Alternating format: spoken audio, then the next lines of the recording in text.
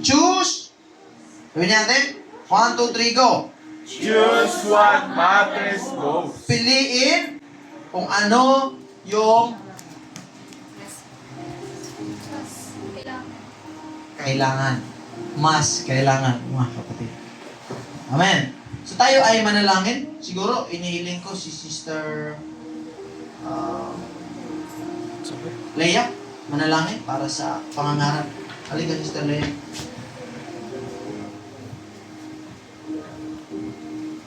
Praise God, tayo pa ay hinuko at ipikit natin mata, tayo pa ay manalangin. Panginoon Diyos, maraming salamat mo kami tinipon sa umaga ito, Panginoon. Salamat po Diyos sa magandang panahon na binigay mo sa amin. Bagamat marami pa kami mga pagkukulang sa iyo, ikaw pa rin ay mabuti sa aming lugar. Salamat po sa umaga ito, Panginoon, na kami pa ay makikinig na yung mga salita, Panginoon. Lord, ito pa ay basbasan, Panginoon, na ito pa yung pamumuhay namin, Panginoon, ng iyong mga salita, Panginoon. Pagpalayo pa ang bawat isa, Panginoon, at ikaw po magbigay ng, ikaw po pagpalayo pa ang bawat isa sa amin, Panginoon. Salamat, Panginoon, i-bless mo po si Pastor Elvin, Panginoon, sa kanyang pangalalan sa iyong mga salita, God. In Jesus' name I pray, Amen. Amen. Palakpak sa Panginoon. So, may gusto po, mga kapatid.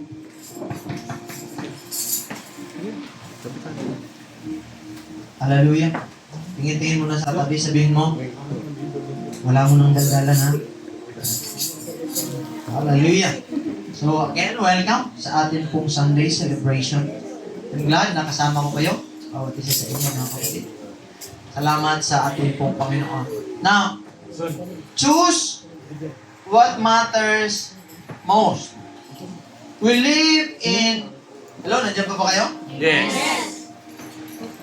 Tayo po ay nandito ngayon sa panahon na punong-puno ng distraction. Amen? We live in the most distracted generation. Amen? Hindi natin alam kung mas hihigitan pa to ng next generation. But for now, mga kapatid, at least the standard is nandoon na sa highest, mga kapatid. Dahil napakadami ng distraction. Hello? Huwag ka munang mag-cellphone. O huwag ka munang kung makinig muna tayo, mga kapatid. Dahil ang kaaway ay tinitingnan ka. At maaaring ginagamit ang phone mo, ginagamit ang ibang bagay para di ka makapakinig. Kaya hindi mo may apply. Amen. Palakpakan muna natin ang Diyos. Hallelujah, hallelujah. Now, sa dinami-dami ng distraction ngayon sa ating kapanahunan, social media, sabi natin, social media, trabaho, school, or mga ambition o pangarap natin, mga kapatid. Let me ask you a question.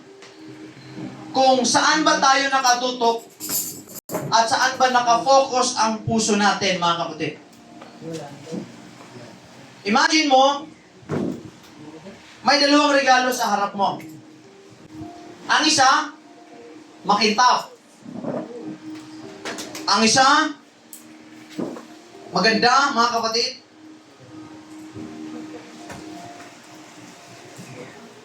Flashy pag tinignan mo. Pero, sa loob noon, mga kapatid, ay pansamantala.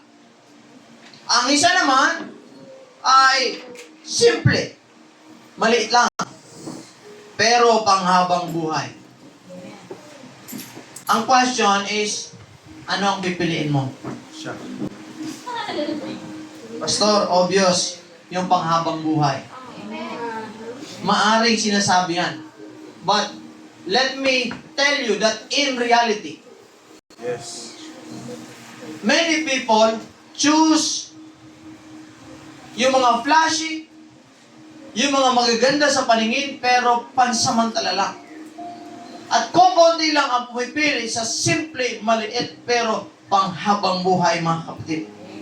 Marami sa atin ang nahuhulog sa mga pakulo ng sanlibutan dahil ito'y mga maganda sa paningin natin, makintab. Pero pansamantala, mga kapatid, pero sa buhay spiritual, let me tell you, kailangan marunong kang pumili at dapat pinipili natin yung mga mayroong eternal value, mga kapatid, sa ating Amen. buhay. Amen. See that Mary and Martha's story, mga kapatid. Hallelujah, hallelujah. Si Mary, kung titingnan mo, parang sa tao na pagkaunawa, pastor. Parang, dapat nagtatrabaho ka. Ako, ito yung sabi ko, ito yung attractive sa akin, yung hindi yung laging pa-display lang. Just in my preference. Hindi yung lagi nasa display lang, nasa harapan lang. Gusto ko talaga yung masipag. Yung talagang kahit hindi mo utusan, kahit hindi mo pagsabihan, mayroong kusang palo. Mayroong kusang gawa ba? Amen? Hindi yung magaling lang sa pero pagdating sa gawaing bahay, wala. Hindi mautusan. O laging inuutusan. Walang kusa. Amen? So, yan yung para sa akin, mga kapatid. No? Si Mary, in the verse that we have read, mga kapatid, ay pinili niya ang isang bagay at iba ang pinili ni Martha. Para sa tao, mas maganda yung ginawa ni Martha.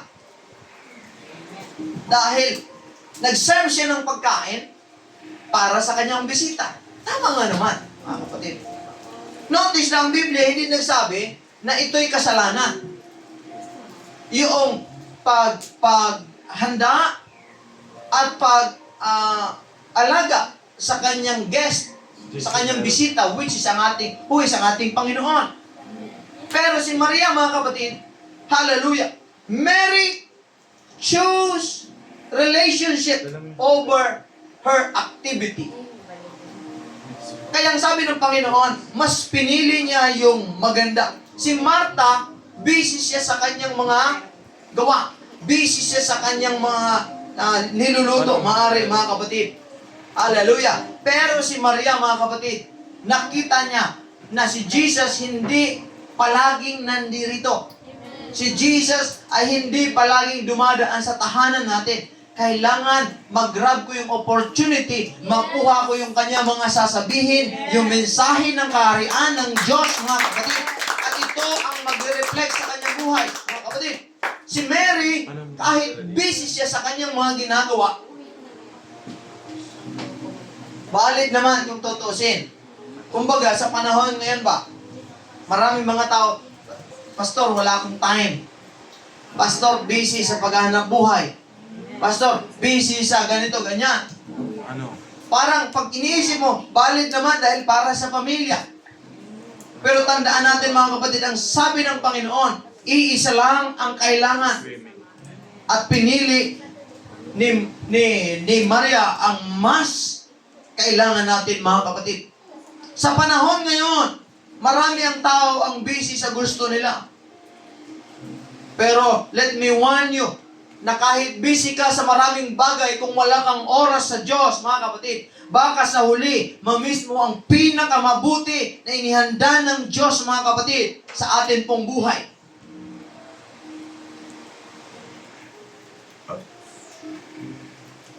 Busy sa ibang bagay. Sa mga Kristiyano, importante na mayroon tayong kaalaman at we recognize what truly matters in our lives, mga kapatid. Mahalaga ang trabaho, mahalaga ang iyong mga pinagagawa sa school, mga kapatid, o ibang bagay. Pero tandaan mo na mayroon tayong pinakamas mahalaga na dapat, hallelujah, pinapahalagahan natin sa buhay. At yan po yung eternal things ng ating pong Panginoon. So bilang mga anak ng Diyos, let me give you pointers how to choose the best thing, mga kapatid. Nauna na tuloy si ano, ba't inuna mo na, Brad? Number 1, choose what matters most. Hello? Choose what matters most, mga kapatid. Napakaraming bagay ang pwedeng gawin. Lalo na sa mga young people dito. Lahat ng nagtatrabaho. Taas ng kamay, nagtatrabaho. Taas kamay. Taas kamay nung nagtatrabaho. Kailangan sa nagtatrabaho sa atin, mga kapatid. Trabaho pa siya. Mga masisipag. Hallelujah. Naparaming bagay ang pwedeng gawin natin. Sa mga nag-aaral. Taas kamay. 1, 2, 3. Mga nag-aaral. Hallelujah. Napakarami natin pwedeng gawin, mga kapatid. Sa mga projects natin, sa goals natin, yung may goal. Taas na kami yung may goal, mga kapatid. Diba? May goal ka. Para sa sarili mo. Ang question, may goal ka ba para kay Lord? Ha? May goal ka para sa sarili.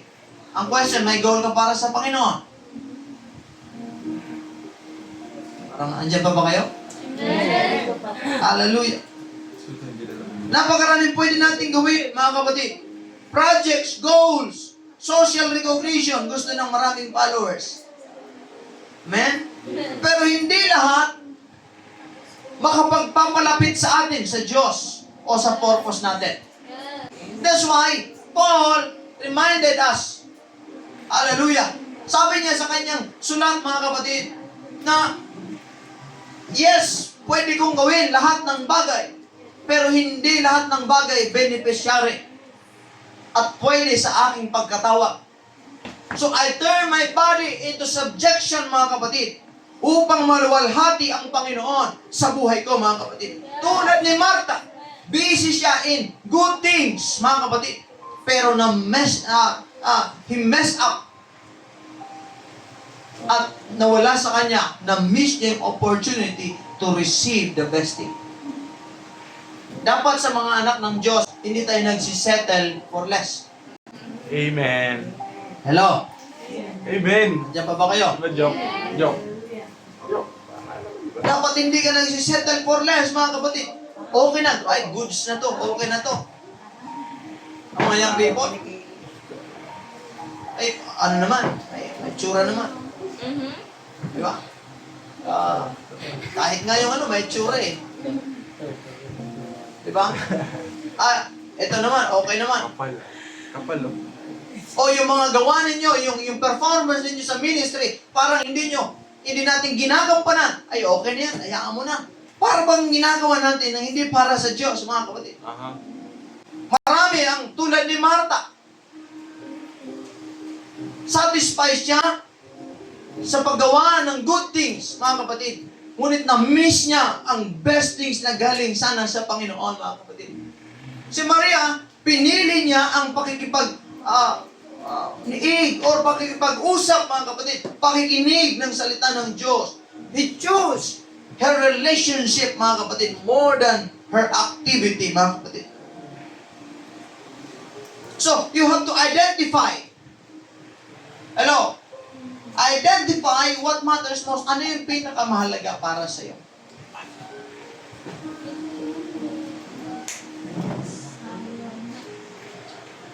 You have to recognize what truly matters in your life, mga kapatid. Tingnan mo, Maria chose relationship over activity. Na yung kanyang pinapakinggan, mayroong eternal value. Na sa buhay natin, dapat ma-recognize natin what truly matters. Yung mga pinaggagawa natin sa buhay, ito ba ay naka-align sa purpose ng Diyos? Ito ba ay may kapakinabangan, mga kapatid, papunta sa ating destiny? Mayroon bang itong eternal values? And once na nakita natin may eternal values, doon natin ilalagay ang ating pong puso, mga kapatid. Doon natin ilalagay ang ating effort, ang ating pong lakas. Hallelujah! Ang ating pong pag-iisip, ilalagay po natin. Hallelujah! Ang question, mga kapatid, makakatulong ba ito sa purpose or destiny natin para sa atin pong Panginoon? In short, pagdating sa ganyang bagay mga kapatid, dapat aware ka. Amen. Awareness is the key. Marami tayong ginagawa na hindi tayo aware kung ito ba ay sa Lord pa hindi na. Amen. Tama? Amen. Kung hindi mo kilala ang eternal priorities natin, mga kapatid, lagi tayong maliligaw. Amen. Tingnan mo yung mga kabataang ligaw. Tingnan mo yung mga pamilya, mga magulang na naliligaw ng landas. Ay, hindi nila kasi alam ang kanilang eternal priorities, mga kapatid. Hindi nila alam ang layunin ng Diyos sa kanilang buhay, mga kapatid. Sa mga kabataan, parang naglalaro ka lang ng online game, mga kapatid. Maraming distractions dyan, maraming rewards, tama? May mga, sino dito yung nag-gaming? Di ba? So, Nagkukumpulan, mga kapatid. Hallelujah. May rewards, may mga missions, mga kapatid. Kung lagi mong chase yung temporary reward, hindi ka makakaabot doon sa pinaka-level na gusto mo. Bakit? Kasi iniisip mo lagi yung reward. Amen. At meron yan, ganyan, mga naglalaro na puro reward lang hinahanap, mga kapatid. Kung lagi tayong busy sa good things, paano natin malalaman at makukuha yung best things, mga kapatid? Ito yan. Sometimes the enemy of the best is not the evil. It's the good. The opposite of evil is not good. Is not yung sabihin natin si Satan is wise at alam niya na hindi ka kayang pataubin sa paggawa ng masama. Amen. Ang kanyang ginawa at ginagawa is dinadala kanya sa paggawa ng maganda, but not the right things. Let me say it, rephrase it. The opposite of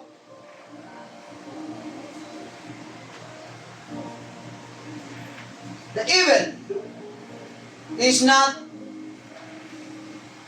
the right. It is the good. Oh, amen. I'm sorry. The enemy or the opposite of the right thing is not the evil. It is the good. So, paano yung good at saka right? Hindi mo magkasama yan? In spirituality sa buhay natin, pakinggan nyo ito. God wants us to do, gusto ng Diyos gumawa tayo ng tama. Pero yung gusto ng kaaway, gumawa ka anong makakapagpaganda ng pakiramdam. And sometimes, it is the good things. Palilito, hindi ka dadalhin niya na maggagawa ka ng droga, pumatay ka ng tao, kasi alam mo masama yun. Sasabihin ng kaaway, Fred, kailangan mo, araw ng pagsampa. Sasabihin, hindi pa kailangan yan eh. So, para sa'yo, kagaya ni Martha, sasabihin, oh, maganda naman yung ginagawa para sa pamilya ko eh. Para sa akin. Pero hindi mo alam na ang kaaway, ang gusto lang niya, na alisin ka talaga doon sa lugar na gusto ng Diyos para sa iyo. So, hindi ka niya bibigyan ng mga masasamang gawain, bibigyan ka niya ng magaganda para sa atin. That's why you have to identify, you have to recognize what truly matters in this life. Alam mo kung ano yung tama at ano yung mali. Hindi yung alam mo, pipili ka ng ano yung makagaganda sa pakiramdam natin. Amen. Amen. So you have to recognize, mga kapatid, hallelujah, kung lagi tayo, mga kapatid, na pipili ng mga bagay na walang kinalaman, walang eternal value, mga kapatid, ang dulo niyan ay destruction, mga kapatid. Ang dulo niyan ay hindi magandang kalagayan ng tao, mga kapatid. And I don't want you to go in there Why? Because gusto ng Diyos na tayong lahat ay mag-succeed. Gusto ng Diyos na maging maayos tayo lahat, mga kapatid. That's why, habang may panahon pa, pinaalalahanan tayo ng Diyos to recognize what truly matters in this life. Aha. Pastor, ano yung nagmamatter? Yung feelings mo o yung katotohanan ng salita ng Diyos? Dapat, pinaalahanan mo yung sarili mo na wala nang mas higit pa kaysa sa salita ng atin pong Panginoon. Palakpakan natin ang Diyos. Ikalawa, mga kapatid, hallelujah, discipline your focus. Somebody say focus. Saan ka nakafocus? Sa cellphone? Social media? Pastor, I discipline myself. Kaya nakafocus ako sa cellphone. Cellphone lang ako, Pastor. Diba? After you recognize kung ano yung pinakamahalaga sa buhay natin, yung may eternal value, discipline your focus, mga kapatid. What the mind can conceive and believe, it can achieve. Sabi ng isang tao, mga kapatid, your focus is your power. Kaya nga, ayaw ng kaaway na nakafocus ka. Kasi nga, powerful ka kapag ka nakafocus ka sa Panginoon. And the enemy don't want you to have power. Gusto ng enemy, powerless ka. Wala kang kaya. Talunan ka. Kaya nga, i-distract ka niya. At ang kanyang strategy, ang kanyang weapon of distraction is not the evil things, but the good things. But not the right things. Kasi nga, sino ba yung gusto ng masasama? Wala naman. Sabi ng kaaway, hindi ka kayang dalhin sa masama, bibigyan kita ng maganda. Bibigyan kita ng magandang offer. Tingnan natin. Di ba? Siyempre, para sa iyo maganda. Kakagat ka, mga kapatid. So, you have to discipline your focus, mga kapatid. Believe without focus is a wasted energy. Even if naniniwala ka na ang Diyos, kaya kang i-bless. Naniniwala ka na ang Diyos ay kaya kang pagalingin. Naniniwala ka na ang Diyos kaya kang dalhin sa kanyang pangako sa buhay mo. But if you are not focused in your life, mga kapatid, yung energy mo sayang lang. Kaya may mga gumigising na pagod lagi kahit walang ginagawa. Understandable na may ginagawa ka. Diba? Pagod ka, pero yung wala kang ginawa, pagod ka. Diba? Tapos, parang wala kang gana. Pagdating kay Lord, mga kapatid, wasted energy, mga kapatid. Why? Marami kasing distraction. Distracted tayo. Social media, mga tao sa paligid natin, mga kapatid. Yung marami tayong mga pinaggagawa sa buhay, mga kapatid. Hindi natin na-recognize kung ano yung nararapat. Ano yung pinakamainam, mga kapatid, para sa buhay natin. Now, Daniel, tingnan mo, Daniel surrounded siya ng distraction at pressure. Hindi na pagmibigyan ko. Pero pinili niyang manatiling faithful at focus sa purpose ng ating pong Panginoon. Kung babasahin mo ang Daniel chapter 1, verse 8 to 16, marami. Kasi nabihag ang Israelites. Si Daniel napunta sa Babylonia, mga kapatid. At yung Babylonia, alam natin, they worship other gods beside the one God, mga kapatid. At gusto nila na si Daniel gaya din ang gagawin. Si Daniel, matalinong tao, mga kapatid. He became leader sa Babylonia at gusto nila na si Daniel sambahin ang kanilang Diyos. But Daniel said no. Even if ang kapalit ng kanyang pagtanggi sa kanila ay kamatayan, pero he remained focused on the purpose of God. Alam niya na mayroong purpose ang Diyos bakit siya pinadala sa Babylon. The same with us. Na kahit saan tayo mapunta, mga kapatid. Saan tayo mapadpad, saan tayo dalhin ang buhay natin, mga kapatid. Hallelujah. Huwag natin kalimutan na mayroong purpose tayo. Bakit dinala tayo ng Diyos sa lugar na yan? Bakit dinala tayo ng Diyos sa mga bagay na kung saan tayo pinadadala ng ating pong Panginoon? May purpose. At ang trabaho ng mundo is to distract us, mga kapatid. Alisin yung ating pong focus sa gusto ng ating pong Panginoong Diyos, mga kapatid. Nanatili siyang faithful. In spite of many distractions, mga kapatid. So bilang mga anak ng Diyos, ito yung gusto ko sabihin sa inyo, mga kapatid. Dapat mag-focus ka on the things that truly matters in your life. Alam mo kagabi, ganda ng aming usapan. Diba? Ito yung sabi ng mundo. Pakinggan ninyo. Pakinggan ninyo. Ito yung sabi ng mundo na hindi natin napapansin. Sabi ng mundo, gawin mo na lahat habang bata ka pa. Do what you want and what makes you happy while you were young. Dahil pag malaki, matanda ka na, may asawa ka na, hindi mo na magagawa. At tila ba, maganda sa pandinig natin? Diba? Masarap sa pandinig. Oo nga, no? Kaya gagawin ko kung ano yung gusto kong gawin. Kasi pag may asawa na ako, hindi ko na magagawa yung gusto kong gawin. But the Bible says otherwise.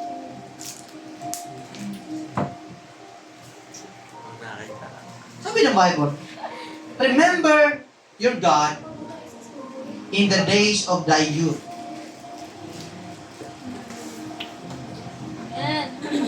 Ibig sabihin, sinasabi ng salita ng Diyos, huwag mong limutin ang Panginoon mong Diyos sa iyong oras ng kalakasan, sa iyong kabataan. Binibigyan din, you have to prioritize, you have to acknowledge, recognize what truly matters in your life. Sabi ng mundo, gawin mo na kung na magpapasaya sa iyo. Sabi ng Diyos, no. You were not born. I did not create you. I did not made you para gawin kung ano yung gusto mo. Ginawa kita para gawin mo kung ano yung layunin na ibinigay ko sa iyo. Para tuparin mo yung plano ko na ibinigay sa buhay mo. Sabi ng mundo, hindi. Pag nag-settle ka na, hindi mo na magagawa yan. Kaya tingnan mo ang panahon natin. Tingnan mo ang buong mundo. Sa pagtanda na nila, hindi nila ma-enjoy ang buhay. 60, 50, 70 years old, nagtatrabaho pa rin. Why? Because nadala sila sa propaganda ng sanlibutan na habang bata ka pa, gawin mo na yung gusto mo. Pero sabi ng Diyos, dapat habang bata ka pa, gawin mo anong dapat mong gawin na kailangan mo. Para pagtanda mo na, magawa mo na kung ano yung gusto mo. Kita mo maraming mga dreams, maraming pangarap ang hindi natupad. Na naibaon na lang. Kaya, sabi ng isang mga ngaral, the richest place on the planet is the graveyard. Yes.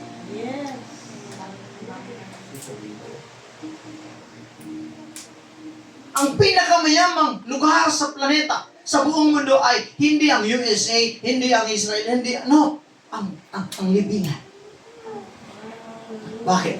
Kasi sa libingan, marami doon mga gifts, marami doon mga talent, marami doon mga pwede sanang maimbento, mga song na greatest of all times. Amen? Mga talento na hindi nila nailabas. Why? Because nadala sila ng propaganda ng mundo na gawin mo na yung gusto mong gawin habang bata ka pa. Kaya pagtanda nila, anong ginawa nila? Nag-suffer sila habang sila ay patay.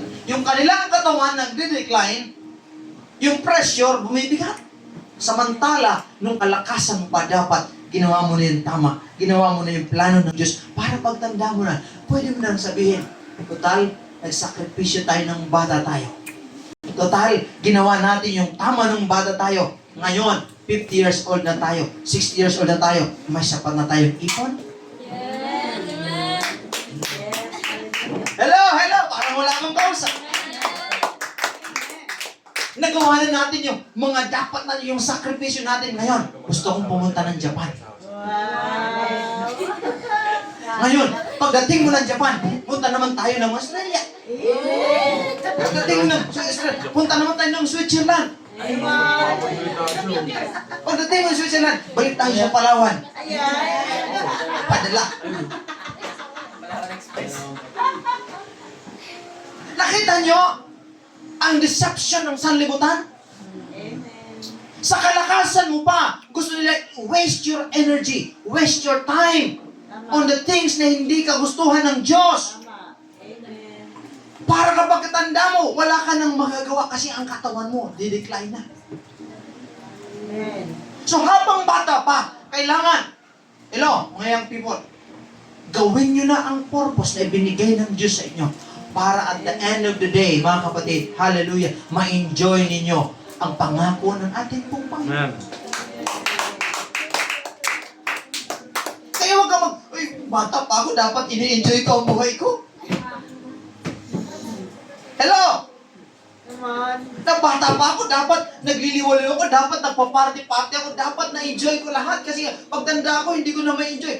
Dapat nga pagtanda mo na ma-enjoy mo na. Ngayon, habang malakas pa ang iyong pangangatawan, gawin mo na kung ano yung purpose ng Diyos. Ano yung pinagagawa ng Panginoon, malakas ka pa.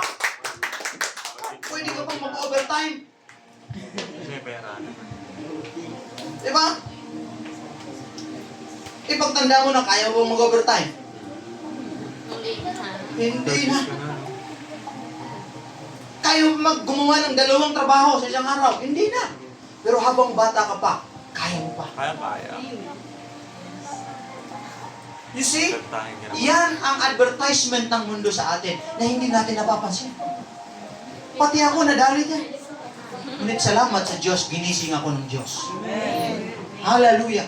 Sabi ng Panginoon, bakit binabaliktad mo? Ganun ang mundo. Iti-twist lahat ng mundo. Alam mo yung tama sa Biblia, mali na sa mundo. Yung mali sa Biblia, tama sa mundo. Hello? Nandiyan pa po kayo? That's why, sa mga kabataan, gusto ko mangusap sa inyo. Malakas ka pa ngayon. Kaya mo pang magbuhat ng, kaya mo pang mag-explore ng mga bagay na dapat mo explore. Live your life with intention. Amen. Live your life in alignment with the will of God, with the purpose of God. Hayaan mo yung mga distraction ng sanlibutan dahil yung kanilang mga offer hindi para sa ikabubuti mo. Ngayon maganda, ngayon masaya dahil sila nandyan. Pero tandaan mo, darating ang panahon, magsisisi ka na dapat sana sinabi ng Panginoon, gawin ko na dapat yung dapat kong gawin. Pero hindi ko ginawa. Yan ang kaaway, mga kapatid. I-distract ka niya sa mga magaganda, pero hindi tama. Amen. Akalain mo, araw ng Sunday, sabi, mamasyal kayo. Sana lang yan. Amen.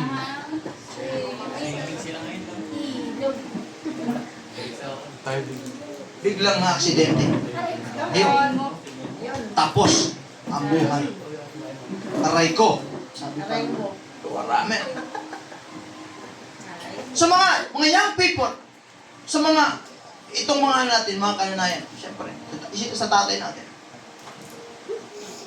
huwag mo hayaan na ilang taon ngayon, the same pa rin ang status mo sa Panginoon. The same pa rin ang status mo sa paglilingkod mo. Dapat ilang taon mo lang ngayon, you are a better person. Mas lumalago ka na. Why? Bakit naka-align na yung priority mo sa gusto ng Diyos na habang may lakas ka pa. Ilang taon mo lang ngayon. Yung lakas mo naman yung ngayon, wala na yan. Hindi na. Ito yung pangarap ko sa inyo. Lalo sa mga young people, the next generation. Hello? Magiging 30, 40 kayo, 50 kayo. Tayong lahat. Na pagdating sa mga panahon na yan, pwede ka na mag-retire. Maghintay. Bakit? May naipundar ka ng business, may naipon ka na, may sariling tahanan ka na. Bakit? Kasi nga, ngayon pa lang, hindi ka nagpabaya. May direksyon ang bawat galaw mo. Hello? May direksyon ang bawat desisyon mo. Naka-align sa plano ng Diyos. Hindi ka sumusuntok sa hangin.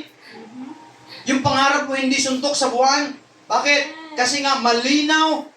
The promise of God is very clear para sa ating lahat, mga kapatid. At kung ang mundo sinasabi na gawin mo yung gusto mo, no. The Bible says, do what is right, mga kapatid. Amen. Hallelujah. Remember your God in the days of the youth, mga kapatid. Bakit sinabi ng Biblia? Kasi nga alam ng Diyos yung capacity ng kanyang likha, mga kapatid. Alam ng Diyos from upside down, alam ng Diyos kung sino ka, mga kapatid. So how to discipline your focus? Ito yun. Every day, isipin mo ano yung priority mo. Ang problema sa atin, yung mga major things ginagawa nating minor. At yung minor ginagawa nating major. Baliktad. Ganyan ang mundo, lahat. Kaya baliktad, mga kapatid.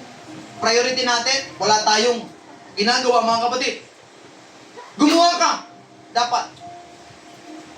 Gumawa ka ng checklist sa buhay mo. What are the priorities na kailangan natin gawin araw-araw?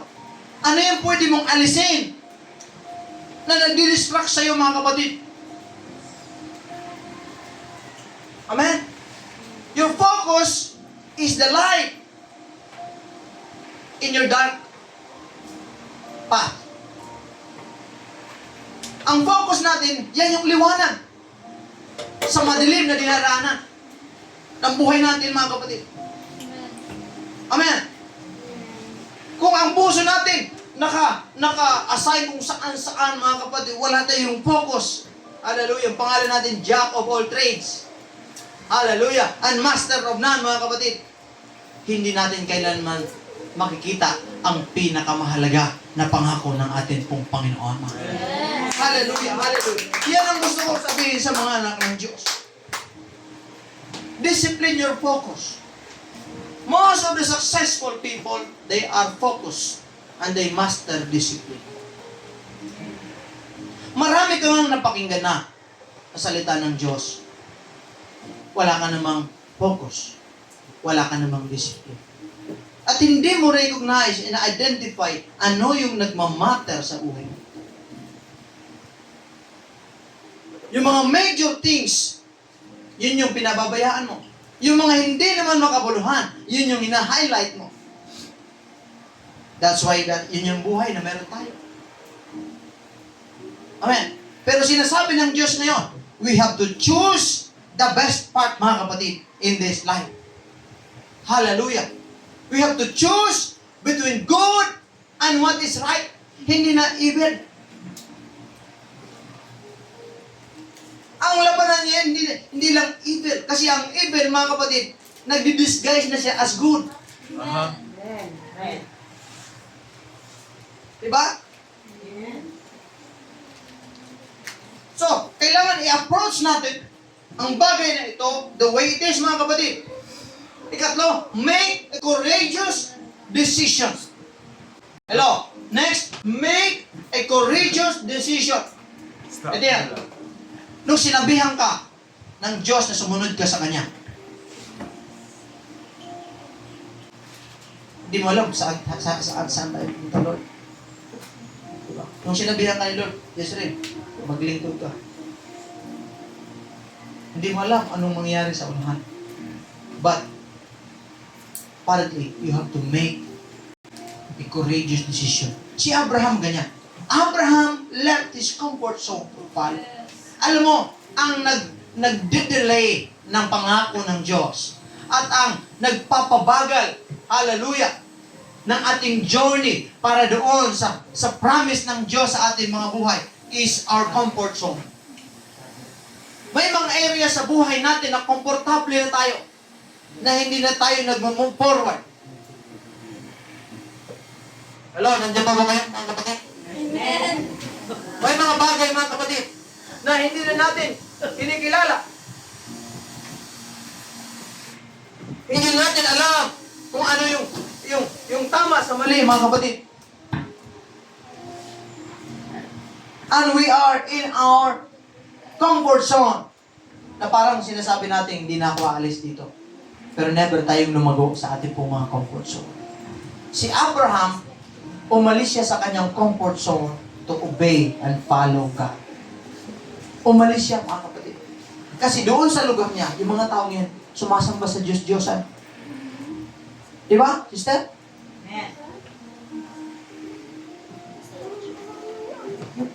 Di ba?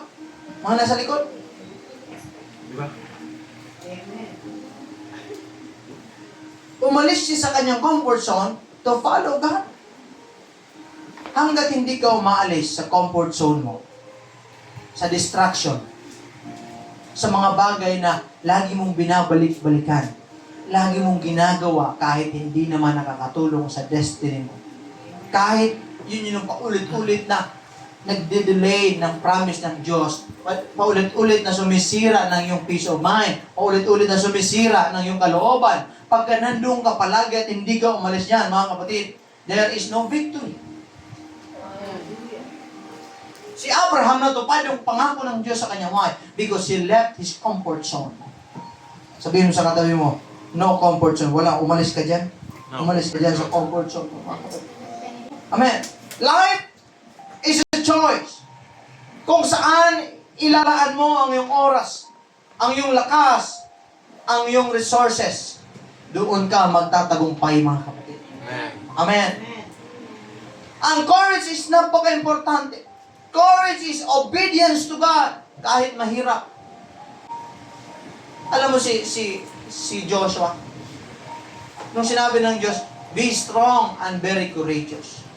Ang ibig sabihin nun, kailangan piliin mo ang Panginoon. You have to obey the Lord even though mahirap ang pagsunod sa ating pong Panginoon. Amen. Amen. Iniwan niya ang comfort zone niya para sundin ang pangako ng Panginoon, mga kapatid. Kapag ka nagre-reflect ka sa buhay mo, tinatanong mo lagi ang sarili mo dapat, ito ba ay mas mahalaga? O ito yung comfort zone ko? O dito ako, parang dito na ako, safe na dito. Or kahit safe dito, wala namang paglago dito. Ito ba ay pangako ng Diyos? Ito ba ay nakaugnay sa gusto ng Diyos sa buhay ko? O gusto ko lang, mga kapatid? Amen. Fear, natatakot tayo. Fear is normal. Pero dapat hindi yan excuse para hindi ka sumunod sa Diyos.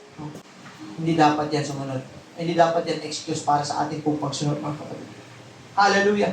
Kapag wala tayong courage to make a decision, we will only and will always live in fear.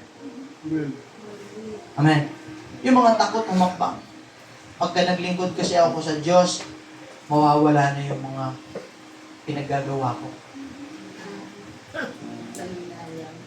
Pag sumunod kasi ako ng tuluyan sa Panginoon, hindi ko na magagawa yung mga nakasanayan ko ng gawin.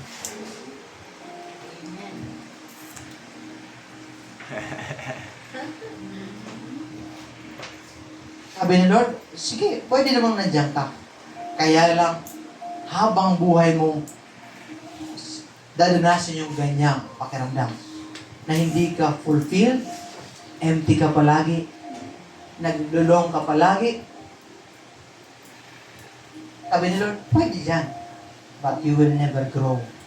And you will never grow, ibig sabihin, you will never bear fruits. At hindi ka magbubunga. At hindi ka giginhawa. Why? Because you remain in your comfort zone. In this life, lalo na sa mga Christian, kailangan matuto kang mag-desisyon. Amen. Amen.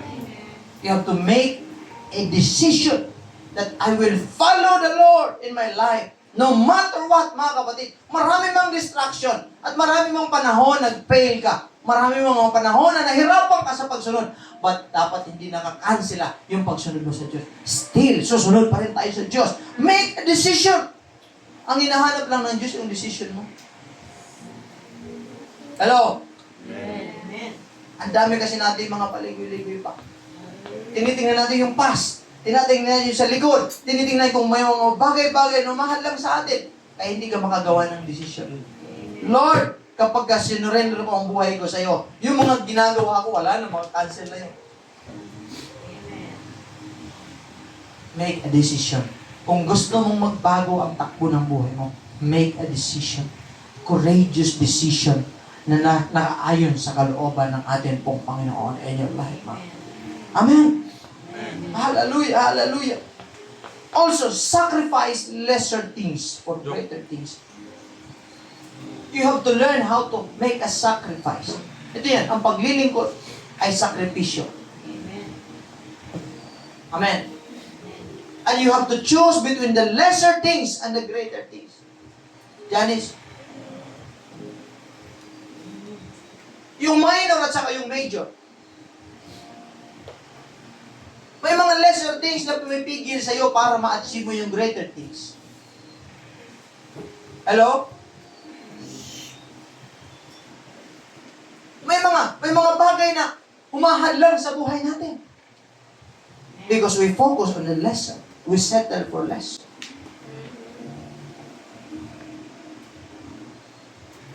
At hindi tayo lumalago. Hindi natin na-achieve. Kaya minsan, nangangapa tayo, saan na yung pangako mo, Lord? Saan na yung sinasabi mong i-bless mo? Kung sabi ni Lord, totoo yung pangako ko sa iyo. Kaya lang nag-settle ka sa lesser things. You did not make a sacrifice. Hindi ka nagsakripisyo. Yung mga bagay na gusto mo kaysa sa kailangan mo. Mas pinipili mo yung gusto mo kaysa sa dapat natin gawin, mga kapatid. Kung gusto mong makuha yung pinakamahalaga na galing sa Diyos, kailangan bitawan mo yung mga bagay na gusto mo lamang. Amen. Pero hindi kalooban ng Panginoon, mga kapatid. Ang sakripisyo ay investment yan. Investment sa eternal reward ng ating pong Panginoon, mga kapatid. Hallelujah! Yan, maraming nagmamadali. Pero baka sa pag-aaksaya ng oras, hindi na napili ang pinakamahalaga. Yung iba kasi gusto agad. Ito, gusto agad. Yan. Diba? So hindi sila marunong mag-sacrifice. Hindi sila marunong maghintay. Gusto ko, Lord, ang gawin mo. Yung timeline ko yung masunod. Kailangan 3 years, i-bless mo ako. Kailangan 1 year, i-bless mo ako. Sabi ni Lord, di ikaw na ang Diyos. Ha? Yung time mo, dapat ipasabit sa timeline ng Panginoon. At ang Diyos matalino, mga kapatid. Hindi siya huli.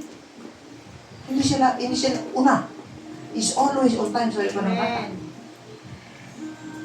Kung nahihirapan ka ngayon, mga kapatid, meron ka mga bagay na dinaran sa kahirapan, mga kapatid, nakikita ng Diyos yan. Amen. Pero, sinasabi natin, Lord, nahirapan ako, bakit hindi mo ibigay sa akin? Sabi ni Lord, pag binigay ko sa iyo agad yan, ang puso mo hindi pa maayos sa aking harapan. Yan ang mag-aalis sa iyo sa aking presensya. Amen. That's why like sinasabi, bigyan mo ng rason ng Diyos na ibigay yung mga pinagpipray mo. At be patient. Hintay mo yung tamang time ng ating pong Panginoon. Amen. He's always on time, mga kapatid. Hallelujah, hallelujah. Kailangan, mga kapatid, malaman mo yung mga bagay sa buhay natin. Makilala natin yung mga umahadlang sa purpose ng Diyos.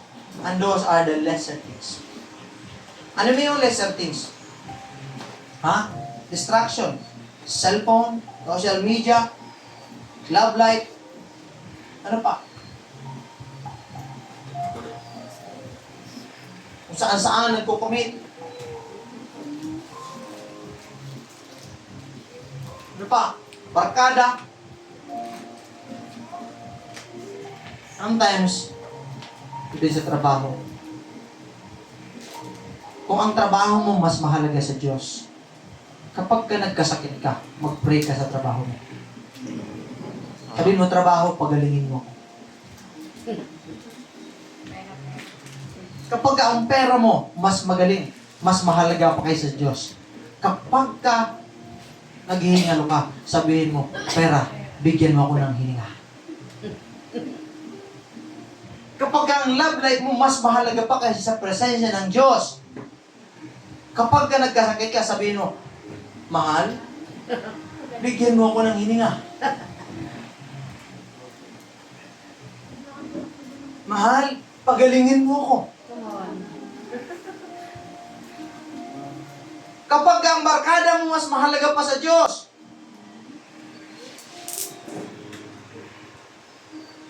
Kapag ka nahirapan ka, nagkasakit ka, nagkaroon ka ng trouble sa buhay, sabihin mo sa kabarkada mo, barkada, bigyan mo ako ng pag-asa. Kailangan kita. Pero alam mo ang katotohanan, lahat ng yan, kapag nandun tayo sa peligro, ni isa, walang lalapit sa iyo. Amen. Ni isa, wala kang matawagan. Yes. This is the sad part. Kapag ka dumarating na tayo sa ganong sitwasyon, yung binabaliwala natin, doon rin tayo babalik. Amen. Amen. And why do I love God? Because even though binabaliwala natin siya, at minsan, doon lang natin naalala kapag ka nahirapan na tayo, hindi siya kailanman tumanggi na yakapin ka. Hindi siya kailanman tumanggi. Hallelujah. Hindi siya kailanman nagdalawang isip na yakapin ka at sabihin, matagal na kitang hinihintay. Gusto kong nandito ka sa presensya ko. Sinabi ko na sa iyo na lahat ng bagay na yan, hindi ka tutulungan. Lahat ng bagay hindi magsasatisfy sa iyo. Na sa akin, lahat kasapatan sa buhay. Ang fulfillment sa buhay, mga kapatid. Hallelujah. Yung mga umahad lang sa purpose ng Diyos. Mga bisyo, distraction, yung mga pag-spend ng time sa mga walang kabuluhang activities, mga kapatid. Bitawan mo na yan, mga kapatid. Iwanan mo na yan dahil hindi yan ang gusto ng Diyos sa iyo. Mayroong maganda at malaking pagpapala niya ang Diyos sa buhay mo. Hallelujah. Gusto lang ng Diyos, maitama ang puso mo sa Kanya. Na hindi ka lang lalapit kapag ka nahihirapan ka. Hindi ka lang lalapit kapag ka nagkasakit ka. Hindi ka lang lalapit kapag ka walang-wala ka na. Gusto ng Diyos, in the good times and in the bad times, you remain in the presence of God. You remain worshiping the Lord. You stay, hallelujah, in His presence. Hallelujah. And you sacrifice lesser things for greater things, mga kapatid. Hallelujah. And lastly, mga kapatid, consistency in choosing the best. Amen. You have to be consistent. Yes. Hindi po pwedeng, ngayon, best, bukas, good. Ngayon, best, pag malakas ka, pipiliin mo yung best thing. Kapag hindi ka na malakas, magre-rely ka na sa good things. Amen? At yan yung reality, minsan mga kapatid, hindi sapat na minsan lang pumili ng tama. Kailangan araw-araw ito. Bawat araw, bawat minuto, bawat decision natin, mga kapatid, kailangan natin ng consistency. Amen. Your decision and your consistency, hallelujah, is ang produkto niyan is yung magandang destiny na gusto ng Diyos sa atin. Amen. So, pagpili natin sa Diyos, hindi lang kada linggo. Yes. Araw-araw dapat pinipili natin ang Panginoon. Amen. How sad it is. Nasa ibang bagay, mas pinipili natin kaysa sa Diyos. Lalo sa mga love life. Unang, alam mo, araw-araw pinipili kita.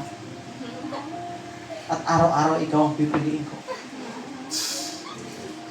Pero hindi yan masabi sa Diyos. Oh, wow. Di ba? Amen. Sino hindi nakapagana sa kanyang araw-araw? Ikaw talaga. Wala. Pinakamagandang nilalang sa balat ng lupa.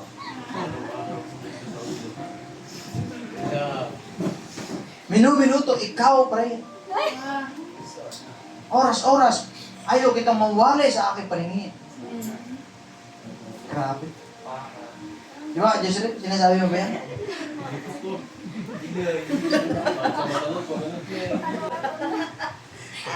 Dahil ayaw mawalay sa paningin, tinututukan mo lagi.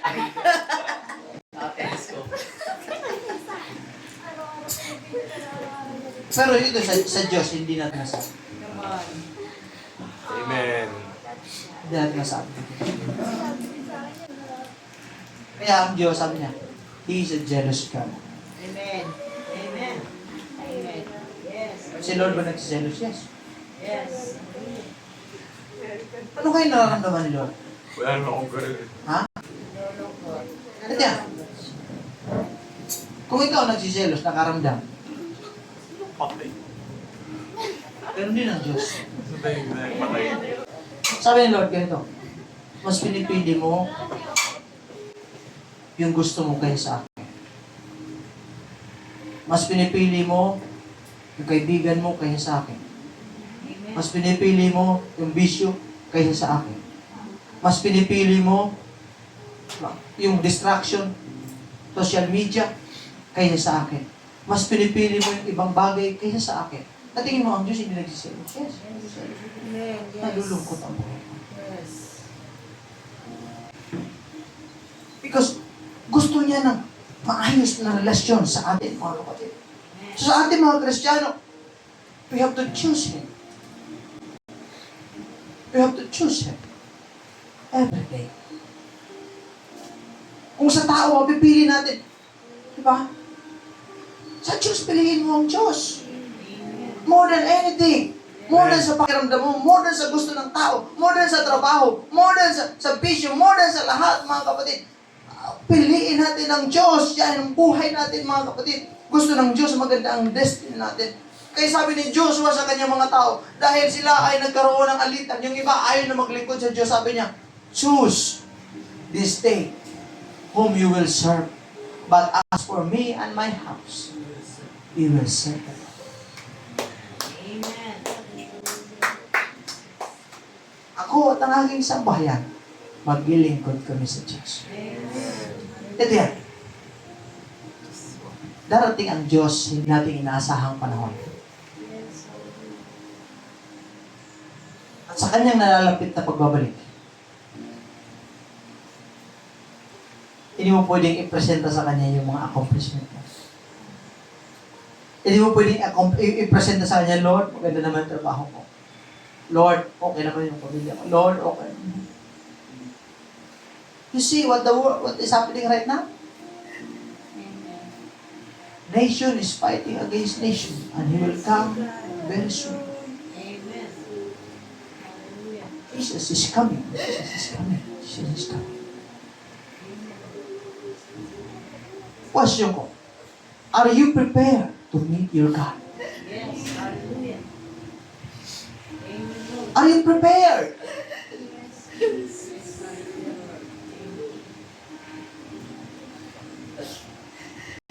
Ano yung pinipili mo sa buhay mo? Sa pagbabalik ng Diyos, kaya bang i-present na yan ng Lord? I may not be perfect, but I choose you every day. Amen. Nag-struggle man ako. Maraming beses nadapa ako. Maraming beses nagkamali ako. Nagkasala ako. But hindi ako tumigil. Na pinipili pa rin kita, Panginoon. Amen.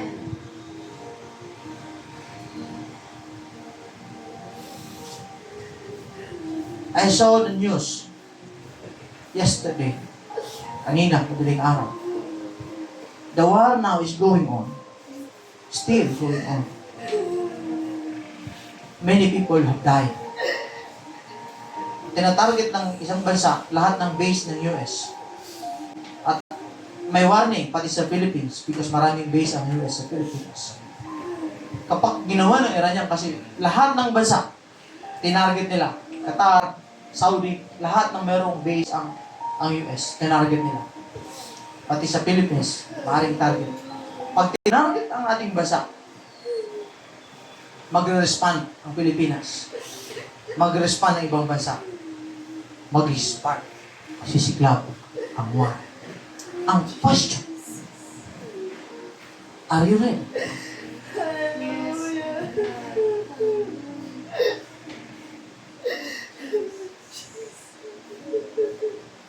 Sure ka ba? Kapag in-evaluate mo yung paglilingkod mo sa Diyos,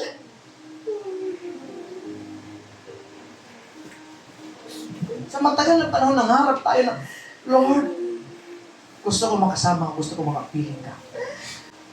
So, this is the reminder na even though ang sanlibutan maraming offer sa you to choose their advertisement, to choose what they want for you, let me remind you once again na ang Diyos ang nagplano ng buhay mo, ang Diyos ang may likha sa iyo, na dapat siyang piliin mo, mga kapatid.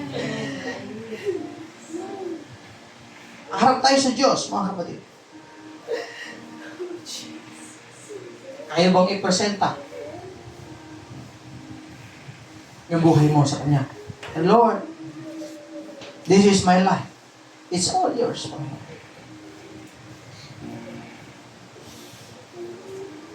Pinipili mo yung sarili mo. Pinipili mo yung sarili mong kagustuhan, yung kalayhawan.